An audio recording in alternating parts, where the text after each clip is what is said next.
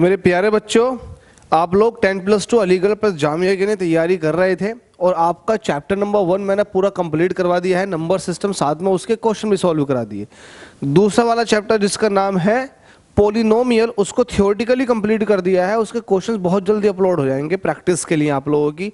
और जो question AMU और जामिया के अंदर पूछे जाते हैं उनका कलेक्शन होगा बहुत अच्छा वाला, सबको लगा देंगे। इसके बाद तीसरा थियोरेटिकली आप कंप्लीट कीजिएगा linear equation in 2 variables. Important है, 10th में आप लोग पढ़ के भी आए हो। तो लीनियर इक्वेशन इन 2 वेरिएबल्स को बहुत जल्दी सॉल्व करेंगे। तो बिना किसी तरीके चलिए शुरू करते हैं। मैं इसको सॉल्व करना शुरू कर देता हूँ। थियोरेटिकली आपको बताता हूँ और आपको पता है ना, मैं पॉइंट टू पॉइंट आपको बताता चलूँगा, बस आप मेरे साथ साथ रहें। और अगर लिखने का हो सके तो आप लिखा करें, आप अपनी पहचान के लिए चीज़ों को लिख लिया करें ताकि आपका खुद का क्लियर ज़्यादा हो। सबसे पहला आता है कि लीनियर इक्वेशन इन 2 वेरिएबल्स किसको बोलते हैं। देखो, लीनियर इक्वेशन इन 2 वेरिएबल्स वो होती है, पहली बात तो 2 वेरिएबल होने चाहिए उसके अंदर। तो आपने x और y जनरली ये ले लिए, 2 वेरिएबल ले लिए, ठीक है। अब जब 2 इक्वेशन है तो इसको x1 y1 की फॉर्मेट में लिखोगे तो आप इसको कह दोगे ax1 plus by1 plus c is equal to 0। या और अच्छा करने के लिए a1x1 plus b1 by1 plus c1 is equal to 0। ये लीनियर इक्वेशन इन 2 वेरिएबल हो गई। अब आपको एक चीज बता दूं, जब लीनियर इक्वेशन 2 वेरिएबल आपके पास ये है तो इसके सॉल्यूशन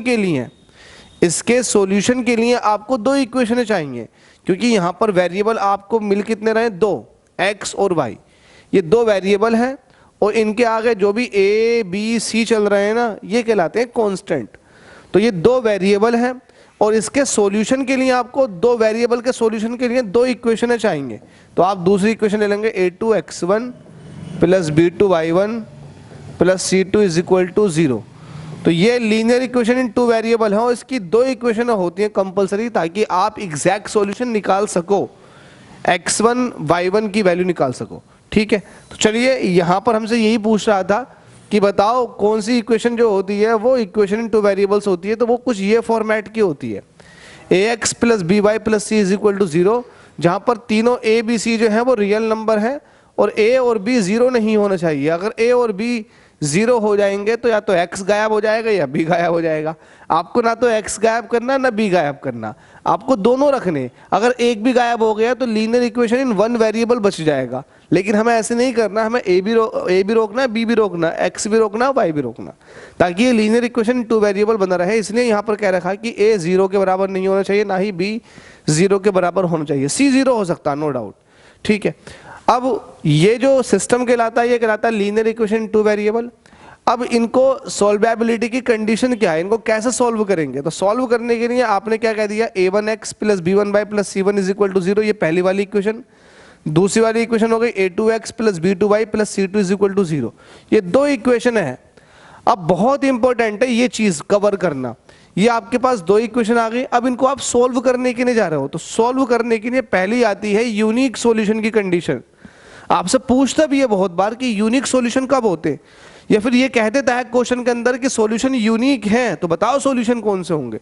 तो यूनिक सॉल्यूशन का मतलब ये है कि सॉल्यूशन है इक्वेशन का, तो उसके लिए a1/a2 का जो रेशियो है वो बराबर नहीं होना चाहिए b1/b2 के रेशियो के। सॉल्यूशन होगा इन दोनों इक्वेशन का, तो कहीं ना कहीं ये दोनों इक्वेशन है एक दूसरे को इंटरसेक्ट करेंगी। इंटरसेक्ट करने पर x की भी वैल्यू निकल कर आएगी, y की भी वैल्यू निकल कर आएगी। जब x और y की वैल्यू निकल कर आती हैं तो ये इंटरसेक्टिंग पॉइंट पर होती हैं, तो इसका मतलब कहीं ना कहीं ये दोनों लाइंस एक दूसरे को इंटरसेक्ट करेंगी। तो इंटरसेक्ट करने का मतलब ये है कि एग्जैक्टली सॉल्यूशन मिलने वाला आपको, इसी को बोलते हैं यूनिक सॉल्यूशन। तो ये इस तरह की इक्वेशन जो होती है वो इंटरसेक्टिंग होती है। एक बात और बता दूं, दैट इज वेरी इंपॉर्टेंट, जब आपको इक्वेशन का सॉल्यूशन मिल जाए, इक्वेशन के सॉल्यूशन मिल जाए तो उसको बोलते हैं कंसिस्टेंट। मतलब एक तरह से इक्वेशन क्या है, कंसिस्टेंट है। सॉल्यूशन आपको मिल रहा है और अगर सॉल्यूशन नहीं मिलता है दोनों इक्वेशनों का तो उसको बोलते हैं इनकंसिस्टेंट।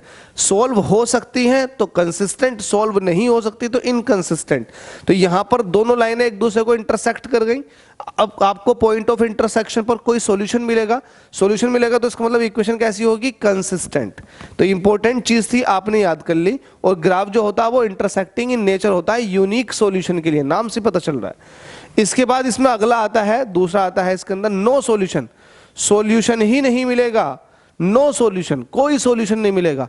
तो सॉल्यूशन तो तभी नहीं मिल सकता जब वो दोनों इक्वेशन एक दूसरे को कभी काटे ही नहीं, क्योंकि अगर काटेंगी तो at the point of intersection वो सॉल्यूशन हो जाएगा, लेकिन अगर नहीं काटेंगी तो कोई सॉल्यूशन मिलने वाला ही नहीं है।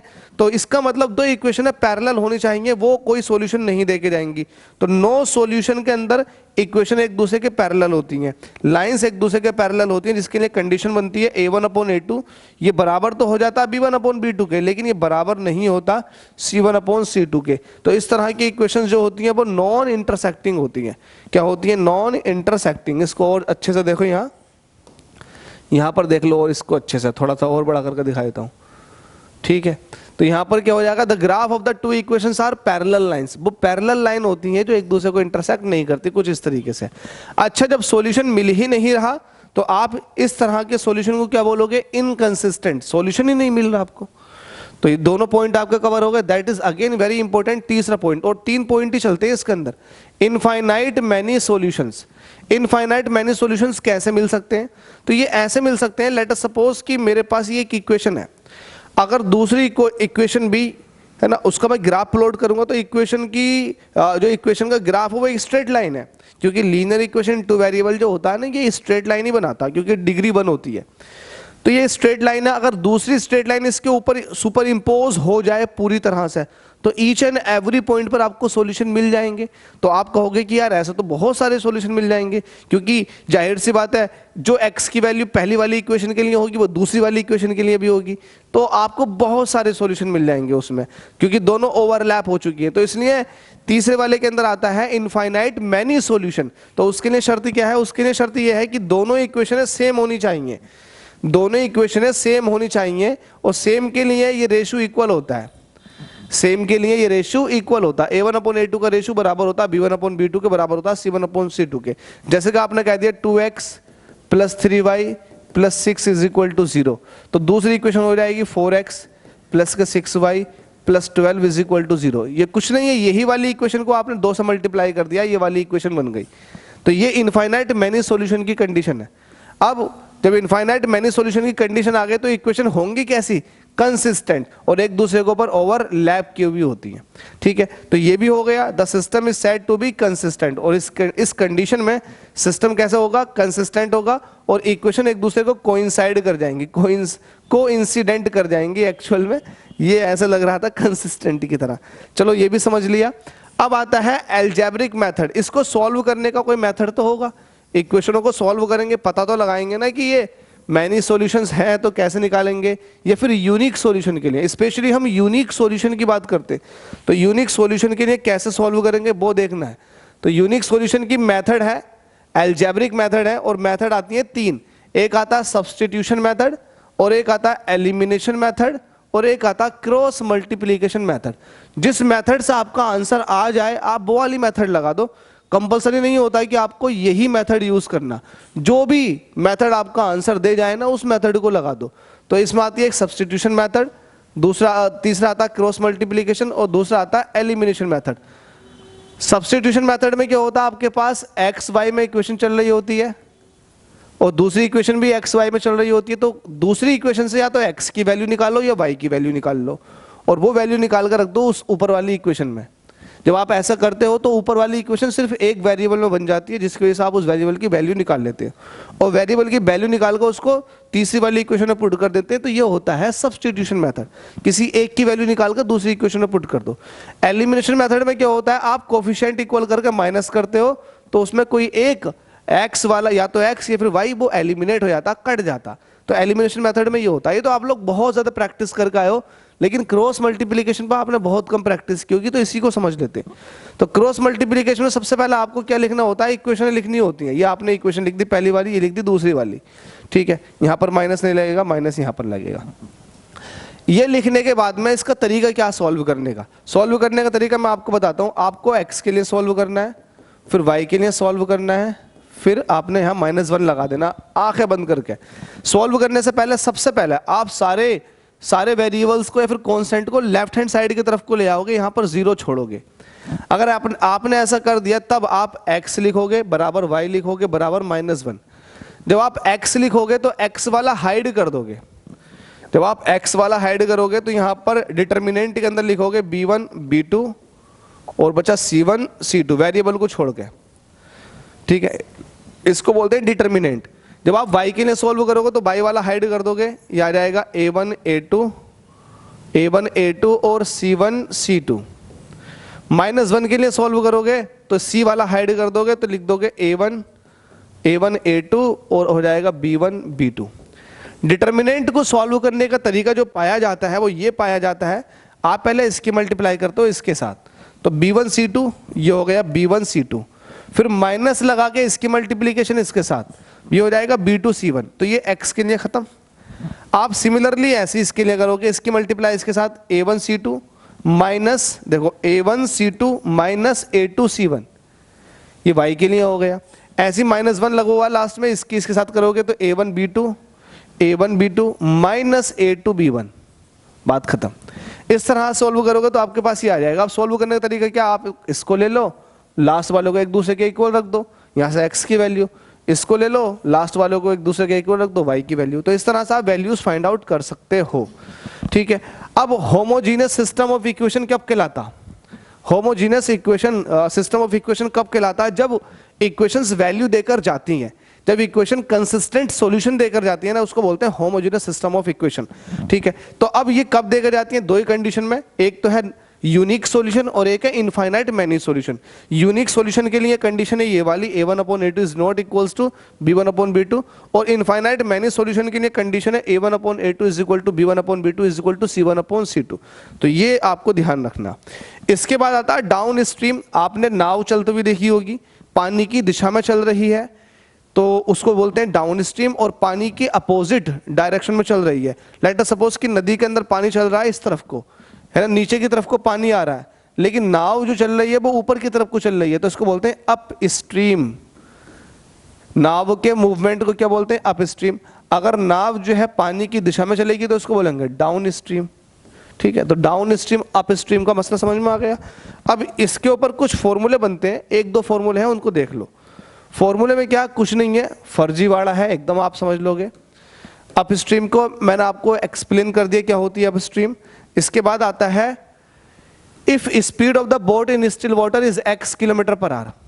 अगर बोट जो है रुके हुए पानी में, रुका हुआ पानी है, उसमें अगर x km/h चलती है तब उसकी स्पीड, अच्छा ठीक है, स्पीड पता लग गया आपको बोट की।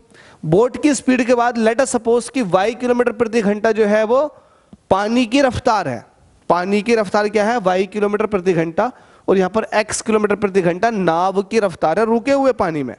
अगर रुका हुआ पानी है तो उसमें नाव जो चलेगी वो x km/h की रफ्तार से चलेगी। तो अब अगर ये नाव, पानी चल रहा है, देखो एकदम समझ में आ जाएगा, पानी चल रहा है नीचे की तरफ को और पानी की रफ्तार है y km/h। अब नाव को मैं, नाव की जो रफ्तार थी रुके हुए पानी में वो थी x km/h, ठीक है। अब देखो, अब ये रुके हुए पानी में नाव की रफ्तार थी, अगर मैंने नाव को उठा के यहां रख दिया तो नाव जो है वो पानी के साथ जाना शुरू कर देगी। तो आप अब ये कहोगे, आप नाव के अंदर बैठे हो, और आपने नाव को चलाना शुरू कर दिया पानी की दिशा में, जिधर को पानी चल रहा है उधर को आपने चलाना शुरू कर दिया, तो इसको बोलते हैं डाउन स्ट्रीम। तो जो नाव की स्पीड है ना वो बढ़ जाएगी, जाहिर सी बात है, x km/h की रफ्तार से तो आप चला रहे हो, और पानी जो चला रहा है आपको वो y km/h की रफ्तार से आपको और आगे को चला रहा है, तो आपकी स्पीड ओवरऑल बढ़ जाएगी ना। कॉमन सेंस की बात है, पानी भी चल रहा है और आपने भी उधर को चलाना शुरू कर दिया x से, तो जब आप उधर को x से चलाना शुरू कर दोगे और y से पानी चल रहा है तो दोनों स्पीडें जुड़ जाती हैं, तो ओवरऑल स्पीड हो जाएगी x + y km/h। यह है डाउन स्ट्रीम में। लेकिन अब आप हरामीपना करो और इस तरीके का हरामीपना करो कि आप ऊपर को लेके जाओ, पानी नीचे को चल रहा है, आप ऊपर को लेके जा रहे हो, तो ऐसी कंडीशन में स्पीड घट जाती है, ये हो जाता है x - y km/h, है ना। आपको लगेगा कि यार मैं बहुत हल्के हल्के ऊपर को जा रहा हूँ, पानी जा रहा है उधर को और आप जा रहे हो उधर को, तो आपको लगेगा कि यार मैं बहुत हल्के हल्के ऊपर को जा रहा हूँ, तो वो इसी वजह से लगता है कि स्पीड एक दूसरे में सबट्रैक्ट हो जाती है। इंपॉर्टेंट है ये वाला, if the speed of the boat in down stream, देखो हमसे कह रहा है if the speed of the boat की स्पीड डाउन स्ट्रीम में कितनी है, m, मतलब डाउन स्ट्रीम में जो स्पीड थी एक्चुअल में वो कितनी थी, x + y थी, इसी को आपने m कह दिया, ठीक है। और आपसे कह रहा है and the speed of the boat in upstream, और अपस्ट्रीम में जो स्पीड है, बोट की स्पीड है वो है n। अच्छा ऊपर को जा रही थी तो स्पीड कितनी थी इसकी, x माइनस के y, इसी को आपने कह दिया n। ये दो स्पीड आपके पास है, एक है m और एक है m। m जो है वो डाउन स्ट्रीम में बोट की स्पीड है टोटल, और n जो है वो अप स्ट्रीम में बोट की स्पीड है टोटल। तो आपसे कह रहा है speed of the boat in still water, still water के अंदर बोट की जो स्पीड होगी वो होगी m plus n divided by 2, मतलब एवरेज निकाल दो, एवरेज निकाल दो m और n का। और जो पानी की रफ्तार है, रेट ऑफ स्ट्रीम जो होगा वो m minus n divided by 2, kilometre प्रति घंटा चल रही है तो किलोमीटर प्रति घंटा ही रहेगी। तो ये बेसिक के कॉन्सेप्ट है, बेसिक कॉन्सेप्ट है, इनको समझ लो आप। अगर आपने इनको समझ लिया बहुत अच्छे से तो कहीं ना कहीं आपके लिए बहुत आसानी हो जाएगा लीनियर इक्वेशंस को पढ़ना। एक चीज और ध्यान रखनी है आपको, यूनिक सॉल्यूशन बहुत इंपॉर्टेंट, मैनी सॉल्यूशन बहुत इंपॉर्टेंट, नो सॉल्यूशन बहुत, इन तीनों की कंडीशन आप लिख के याद कर लो। इसके जब मैं क्वेश्चन कराऊंगा तो आप देखेंगे लिटरली क्वेश्चन में बहुत मजा आएगा और इजी क्वेश्चन रहेंगे। मेरा प्राइम मोटिव ये है कि आपका मई में एग्जाम है तो मई तक आपका सारा सिलेबस कंप्लीट करा दूं, वो भी बहुत अच्छे से। तो उसके लिए ये है कि आप सपोर्ट करो, जितना हो सके वीडियोस को लाइक करो, वीडियोस सारी देखने की कोशिश करो और शेयर करो वीडियोस को, ताकि और बच्चे भी मदद कर सके आपकी तरह, और बच्चे भी वीडियोस को देखेंगे तो उनका खुद का फायदा तो है ही। Thank you so much guys.